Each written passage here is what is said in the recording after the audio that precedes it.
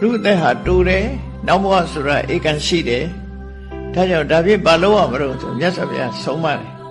ကတ္တပံကုသလံ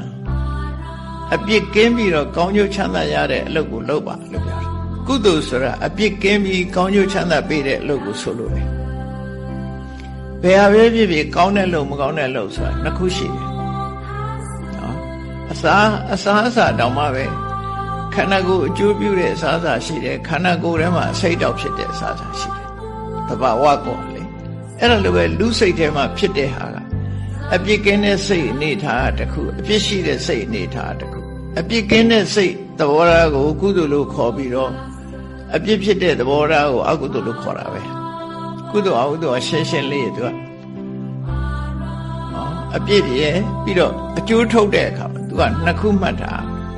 ကုသိုလ်ဆိုတာအပြစ်ကင်းတယ်အပြစ်ကင်းတယ်တန်းစင်တယ်ကောင်းကျိုး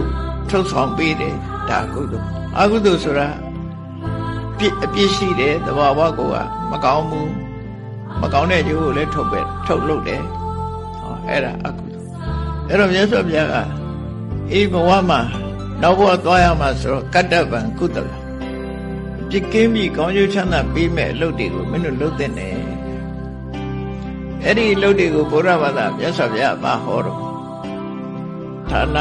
လုပ်တာဆိုတာဘုန်းကြီးကျောင်းလှူတာတို့ဒါတွေပြောတာမဟုတ်ဘူးအကုန်လုံးနော်တချို့ကဒါနလုပ်တယ်ဆိုအဲ့ဒါမှမဟုတ်ဘူးကိုမိသားစုအချင်းချင်းကိုအပေါင်းအသင်းတကယ်ချင်းတွေမှာကျွေးတာမွေးတာဟိုရင်ပြုတာကိုစားတဲ့တဲ့ခွဲပေးတာကိုညီတာအလုံးဟာဒါနတွေကြီးပဲကော်ဖီတစ်ခွက်တိုက်တာအစမျှဝေစားတာမှန်တယ်ဗျဒါနပဲကိုပေးတာမိဘကိုကျွေးတယ်မိသားစုကျွေးတယ်မေတ္တာနဲ့အလုံးမိသားစုကျွေးတယ်နောက်ဆွေမျိုးမိတ်တင်္ဂါတွေကျွေးတယ်အလှူဒါနပြုတယ်အလုံးဒါတွေကဒါနတွေကြီးပဲ